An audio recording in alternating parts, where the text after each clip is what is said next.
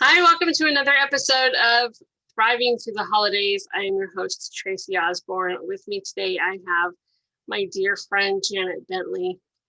Let me tell you a little bit about Janet. She was raised in Southern California and currently lives in Scottsdale, Arizona, where she created and manages Courageous Survivors. Her driving passion is prevention of child sexual abuse and to be a lifeline to survivors.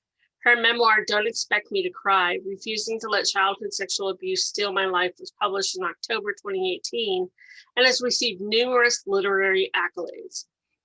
She's been interviewed on several podcasts and has a powerful message to share. Janet is a member of RAIN's Speaker Bureau, and RAIN stands for Rape, Abuse, Incest National Network. She's a facilitator of Darkness to Light Stewards of Children, child sexual abuse prevention training, and an ambassador for the National Association of Adult Survivors of Child Abuse. So, Janet, welcome. Thank you for having me. I'm honored. Well, it's so good to have you back.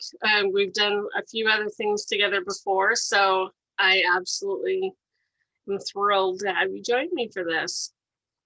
I'm thrilled to be here. So thank you so much. It's an important. We're really gonna dive in today and talk on this session about how to deal with those holiday triggers. 2020, who knows what the holiday season's gonna look like this year.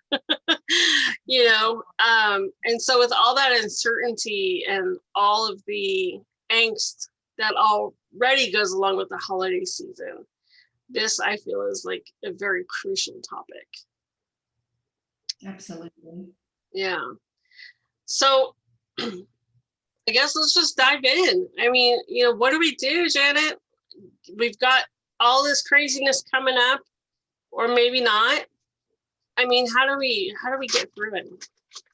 Well, gosh, so I have really, this is something that I have really been working on big time for the last few years. For me, and for a lot of people, as you know, the holidays are a time, regardless of COVID times, which, like you say, does add an extra layer. Right.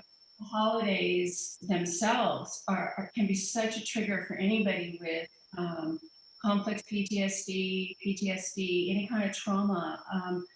Because a lot of times, though, the holidays are when those things got worse. Like I speak for myself, and I know for me, even though there was always dysfunction and abuse and trauma happening in my life, when there would be holidays, the drinking would get worse, the people that would be hanging around our house would get worse, and so it was a lot that happened at that time of the year. So now, as an adult, when these times of the year happen, even though my intelligent brain knows that I'm safe now, I'm surrounded by supportive people, my nervous system doesn't always know that, and those trauma responses are instantaneous sometimes, and they can spiral me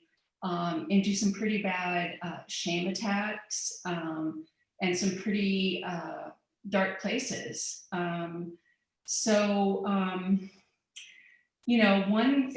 biggest thing that I'm learning that counters not only the triggers around the holidays, but anytime I get triggers, is self-compassion. And it's something that always counters that shame. If I can, somehow be able to do some positive self-talk and think of myself as that little girl, that inner child, that innocence, and treat her with compassion for the reasons why she, her nervous system gets so traumatized during these things. Right. Then that always helps me. I mean, I even write letters. I mean, just this last week, I had a birthday, and birthdays are very, very difficult for me. It's hard to explain to someone that doesn't understand it, but I have a real shame existence bind. You know, for so many years, I wished I wasn't born. I didn't feel worthy to be alive. And so, you know, even though I'm not in that place anymore, that still comes up every birthday. And so I wrote a letter to myself, you know, to my inner child, and poured my heart out to her. And that was one tool I used, which was a type of self-compassion. I also think, you know, especially around the holidays where, you know, regardless of whether people are going to be out and about as much necessarily because of COVID, there's still so much there's so much pressure to, you know, have it be perfect. You know, you want it to be perfect, and you want to buy the perfect gift for people, and you want to, you know, all the things and the commitments that happen that you know, that come up. And I think that another thing that I've learned is it's all about self-care, really. These are all tools of self-care. But boundaries are huge. You know, being able to realize that I can say no, you know. And it's so funny how we can forget that we are allowed to say no. You know, you know, where we think we have to do something, or we're expected, and no is a complete sentence in this I was regard. just gonna say, no is a complete sentence. Yeah. So yeah, and my history of, you know, trauma made me into a huge people pleaser for so long that saying no and setting boundaries for myself is very difficult, because I don't want anybody to be mad at me, you know. So, I think that's important too. So many of us, yes. Yeah, and you know, I was thinking about this, you know, coming up to this discussion, and you know, about the triggers and the tools that I use and stuff, and I think another thing that helps me a lot is being prepared as much as you can. Sometimes they blindside you, and you just have to do the best you can in the moment. But a lot of times, that, you know, because holidays can be times of some very traumatic events. For me, New Year's Eve is huge. It was a horrific time for me, and it is something. It's an anniversary, and so being prepared ahead of time, you know, putting safety measures in place ahead of time. You know, being around safe people, being around people where you can be yourself, you know, and bail if you need to, you know. Like for instance, last year, my therapist was, you know, we were talking about it, and you know, what I was going to do. And the years before, what I had been doing was just making, like the year before, I went to the movie theater, and I was in the movie theater when it hit midnight. And after midnight, you know, then I went home. It was all done, and that was a good thing. I mean, it got me through it, and I was safe. But then this last year, it was like, well, I wonder what would happen, what it would look like if I tried to nurture myself through something different, to show that inner child that I've got her back, and that we don't have to always run from it. We don't always have to hide. So I planned a game night with some safe friends, and told them ahead of time, you know, I don't know how this is going to work. You know, I don't know if I'm going to have to, if I'll get overwhelmed and have to leave. But just they knew ahead of time, and it kind of takes that anxiety away from it, I think. You know. So It's good to have that support system that you've got of safe people. You know, a lot of us don't have that yet, or we're still trying to figure out what that looks like. So it's having that is very, even if it's just one person to start out with. Exactly. With these upcoming dinners and parties and all the stuff that we have to go to, You know, you need somebody in your corner when Uncle Bob shows up, or you know, whatever, the crazy aunt, or the, you know, whatever. You've got to have that one person who's in your corner, and who right. And you know, you're so right. It even if it's just one person, and I would say for the first time ever, allowed myself, it's been about 3 years ago now, to have a safe person. I didn't have, I mean, I had people that wanted to be friends, I had acquaintances, but I had so many walls up, I never let anybody close to me. I was way too scared to trust anybody. And I had to create this support group from nothing. And I mean, I I think that I've been very fortunate. I feel very blessed that I have the ability to go to certain recovery things that I'm able to go to. Not everybody has that, thanks to our crazy medical insurance system.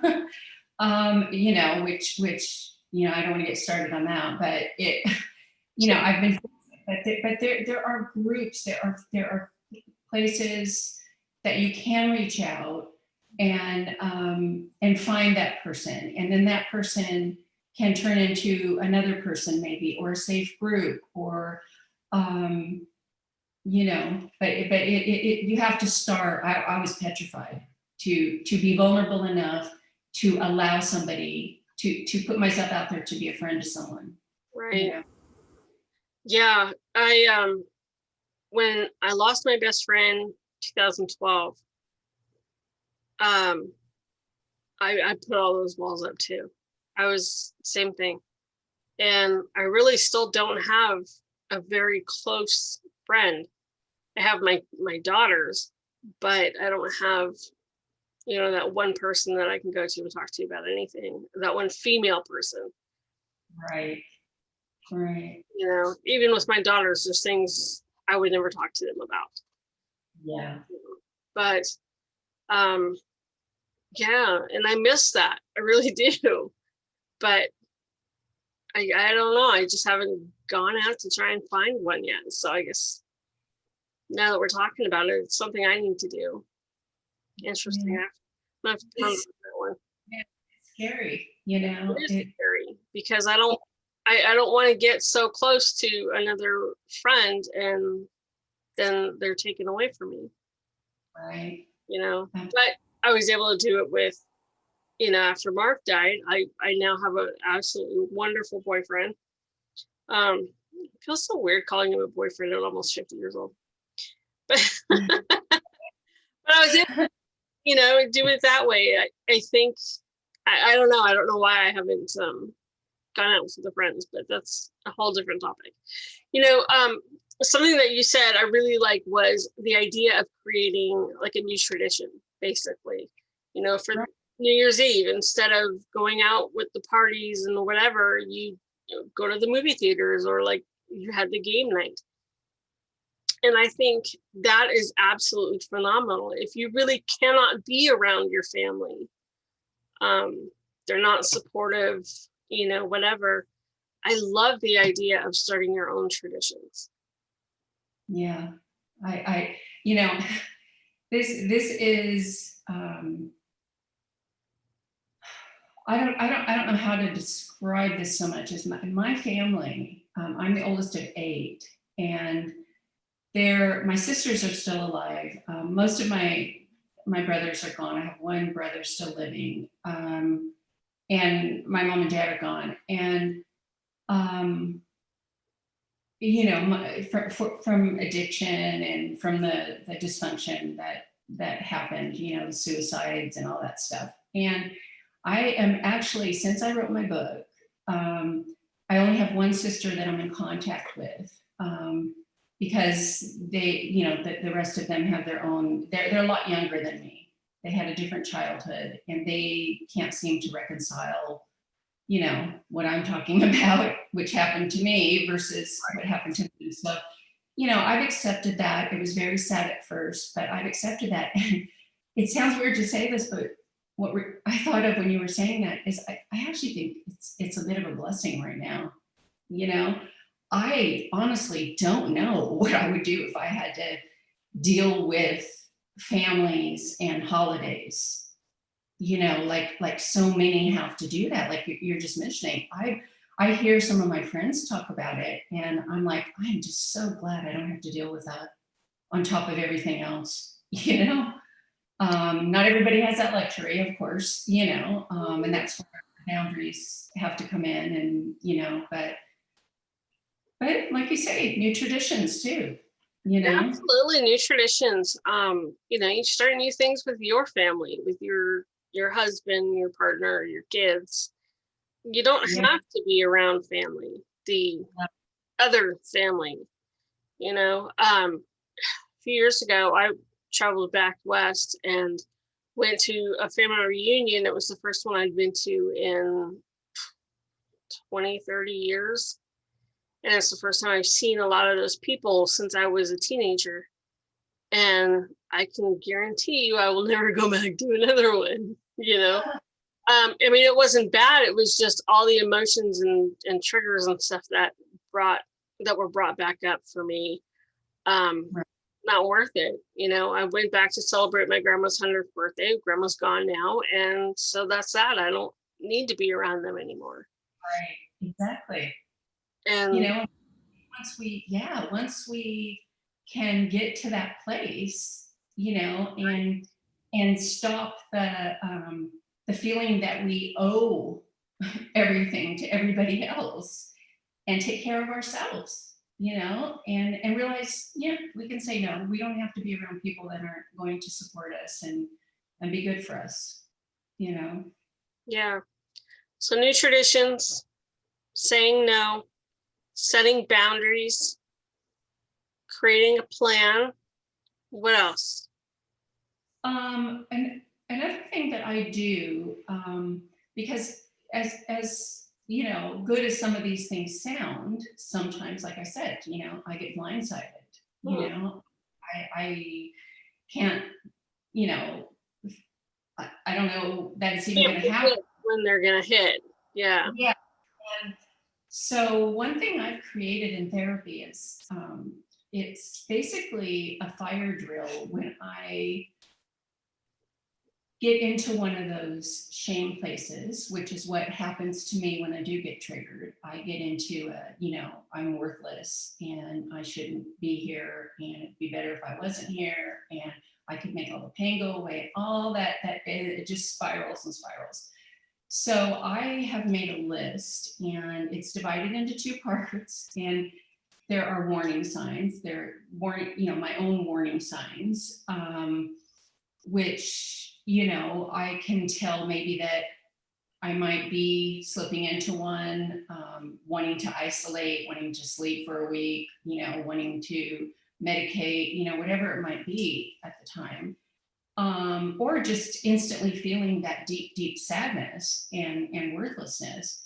And then the second part is called, we call it a fire drill. And it's basically things that I go to when I can't think straight, because I'm in one of those shame places. And I've grown, it's grown as I've been through these things. And like, for instance, for me, one of the things is to call somebody, you know, out of my own head, check my thinking. That's not always possible if you don't have a safe person, or if you're just not in a place where you actually, sometimes I can't make myself call someone. Go for a walk, you know, get out of the house, you know, get into a different situation, remembering it's temporary, checking. I don't know if you've heard of the term HALT, which is an acronym for hungry, angry, tired, or lonely and tired. And if you're any of those things, that taking care of those individual things can help.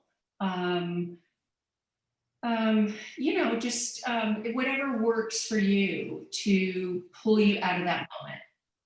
And I have it laminated and I can pull it out, and I'm not always perfect at it, and that's okay. But it's another tool, basically.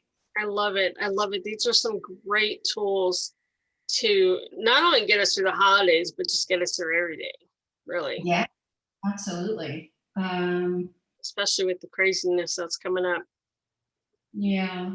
And like I said, I think and another thing is I can't, for so long, I couldn't get near self-compassion. I could not even get near it. I didn't understand it. I had hated myself for so long. And the thing that's allowed me to begin to build on that is by doing the inner child work, looking at a picture of myself as a little girl and, realizing that, she's scared and she's hurt. And so what that's allowed me to do is to I'm now actually getting more compassion for another part of me, which is that rebel part, which is like, F everything and kill yourself because that's the only way you're going to feel better. But that part of me kept me safe. Yeah. That part of me, those thoughts, those Protected the little girl. So, and I'm learning also that the healthier I get, the more healing I do, and the more I get towards self-compassion, those voices get louder. Those old coping strategies and methods are like fighting for their lives, and they don't want me healthy. It's too risky, it's too scary, and so I was actually in therapy this week, and my therapist said, what if when it was basically a realization of using those times to, like, when those coping strategies are trying to take over, when they're trying to throw me into a shame spiral and tell me I'm worthless and tell me I don't need to be here, that's because I'm actually doing pretty damn good. That's because I am doing the work and I'm getting healthy. So I am going to try to remind myself when those times happen to flip that message. Like, okay, well, I must be getting pretty good because I feel pretty shitty right now, and it's a weird kind of thing. No, but it works. It works. And only those of us who've been through trauma would understand. Exactly. Because it does. It works. It's like, oh, okay, I'm having a bad day. I'm doing something right. Yeah, exactly. It's awesome. So I'm kind of doing that and just giving myself, trying to just, giving myself permission to have those triggers, to have those emotions that come with those triggers, because I have some pretty deep wounds, and they are there, and I'm definitely healing them. The scars are there, but and they're getting better. But I came by those pretty honestly. So again, that's more self-compassion, which always, I love that. Sorry.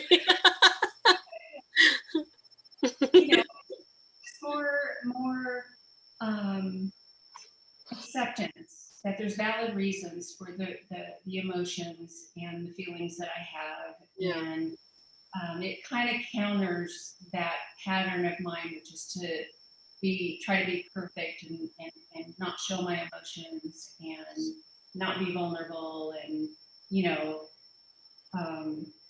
try to hide it all, which doesn't, it just makes it worse. Yeah. This has been really good. Thank you so much, Janet, for coming on and helping us, giving us some of these tips and these ideas. I mean, you've got me thinking about some stuff now. I'm ready to get out. I think it's time. 8 years is long enough. It's time to go find me a friend. Yeah, yeah. So And most people, our fears of that, the fear that keeps us from doing that. When we actually walk through that fear, we get so much comfort. I know. We get so much from that. So Yeah. And then you look back and you're like, what was I so afraid of? no. Exactly. Crazy. Yep. Well, thank you. Thank you again. Thank you, everybody who is listening, who is joining us for this amazing summit. There's a lot of amazing speakers. I know Janet's first in line, so there's a lot of good stuff coming up for you. Thank you for joining us, and enjoy the rest of the summit. Thanks.